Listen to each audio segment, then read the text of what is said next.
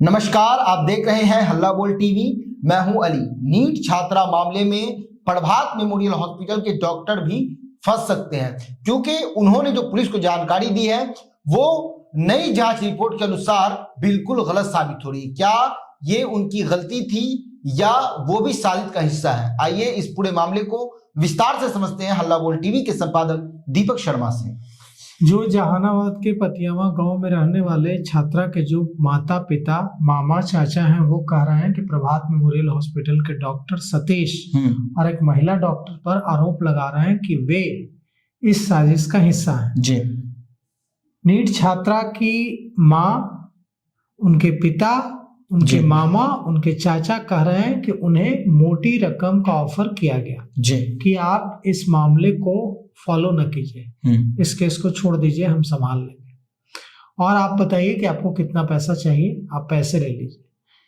परिजनों ने, माता पिता, मामा चाचा ने यह भी आरोप लगाया कि पुलिस भी उनको धमका रही थी। जी। वहां की चित्रगुप्त नगर थाने की जो एसएचओ हैं वो भी उन्हें धमका रही थी कि आपको बाद में पता चलेगा। तो कुल मिलाकर के परिजनों ने पटना पुलिस पर अविश्वास जताया है, भरोसा नहीं जताया जी। और मामले की सीबीआई से जांच कराने की मांग की है। इसके बाद कल जन स्वराज के सूत्रधार प्रशांत किशोर पहुंचे जहानाबाद जी। और जहानाबाद जाकर जो छात्रा थी नीट की जो तैयारी कर रही थी, जिसकी मौत हुई जी, उसके घर पहुंचे और वहां जाकर परिजनों से जानकारी ली।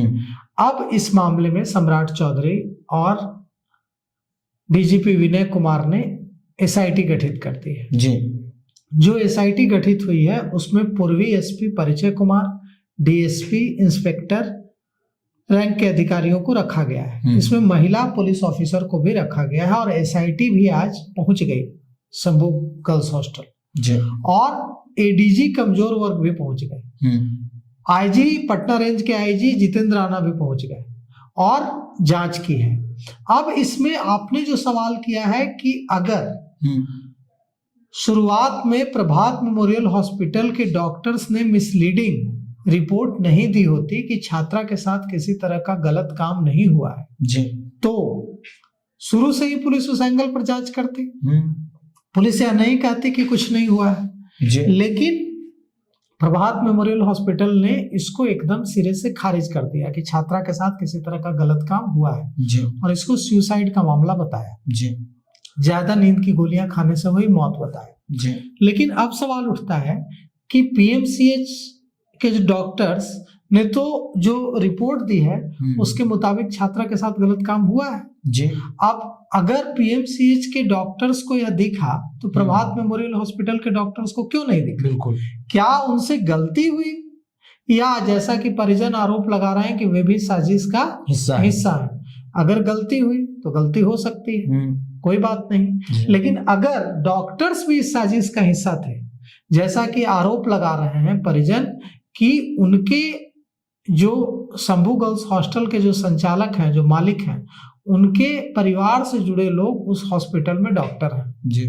और इसीलिए उस नीट की तैयारी कर रही जो छात्रा जब बेहोश मिली अपने कमरे में तो उसको उस हॉस्पिटल में ले जाया गया इलाज के लिए। उसी हॉस्पिटल में इसलिए ले जाया गया क्योंकि उसी के परिवार के आरोपी के जो आरोपी संचालक है जी, उसी मनीष रंजन, उसी के परिवार के डॉक्टर्स वहां हैं, कुछ उसी के जान पहचान वाले हैं।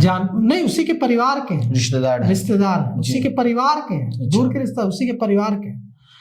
तो अब यह आरोप लग रहा है कि इसी चूंकि वहां कुछ डॉक्टर्स उनके परिवार के हैं, इसीलिए ऐसी मिसलीडिंग रिपोर्ट दी गई और इसीलिए उसको वहां ले जाया गया और यह कुल मिलाकर मामले को दबाने की कोशिश की गई और यह भी आरोप लगा रही है छात्रा की माँ कि उसको अगर वहां नहीं ले जाया जाता, जैसे हम लोगों को जब लगा कि यहाँ उसका सही तरीके से इलाज नहीं हो रहा है तो हम उसे दूसरी जगह ले गए, लेकिन हमने देर की। अगर हम पहले ही उसको दूसरी जगह ले जाते, वहां प्रभात मेमोरियल हॉस्पिटल में नहीं ले जाया जाता, दूसरी जगह ले जाया जाता, ऐसा माँ का आरोप है, छात्रा की माँ का, कि अगर दूसरी जगह ले जाते तो उसको बचाने की कोशिश होती, वहां उसको मारने की कोशिश हुई जी। माँ ने यह भी कहा कि मैं जब उससे मिलने गई तो उसने मेरा हाथ पकड़ लिया। छात्रा ने, वो कुछ बोल नहीं पा रही थी लेकिन उसने मेरा हाथ पकड़ लिया। मैंने उससे पूछा कि तुम्हारे साथ किसी ने गलत किया है, तो उसने हाँ में सिर हिलाया कि हाँ।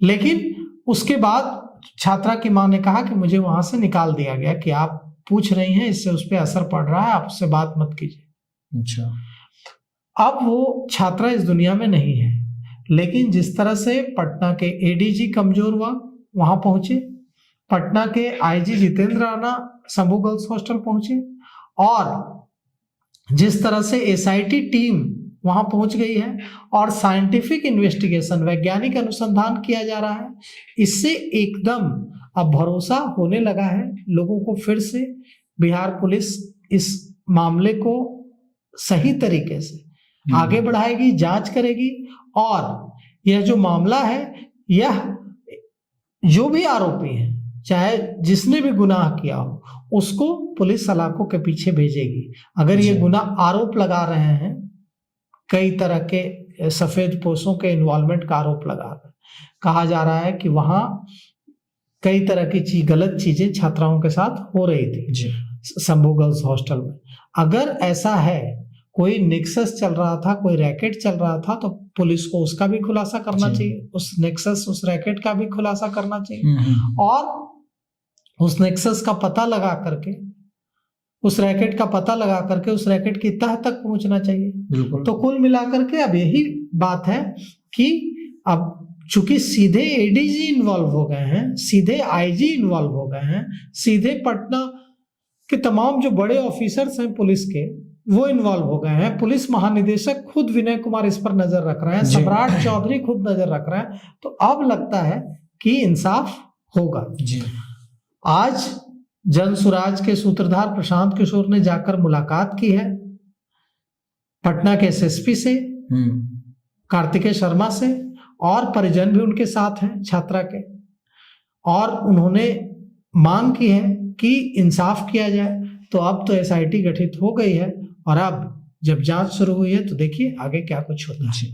सुना आपने, ये जो नई रिपोर्ट आई है, इस रिपोर्ट के अनुसार प्रभात मेमोरियल हॉस्पिटल ने जो भी कुछ कहा है वो सिरे से गलत कहा है, झूठ कहा है। अब ये तो जांच के बाद पता चलेगा क्या उन्होंने जो कुछ कहा वो गलती से कहा है या वो भी साजिश का हिस्सा है। इस पूरे मामले पर आपकी क्या राय है? अपनी राय कमेंट बॉक्स में जरूर दें। तो फिलहाल इस पेशकश में इतना ही। आगे की खबरों के लिए बने रहे हल्ला बोल टीवी के साथ। धन्यवाद।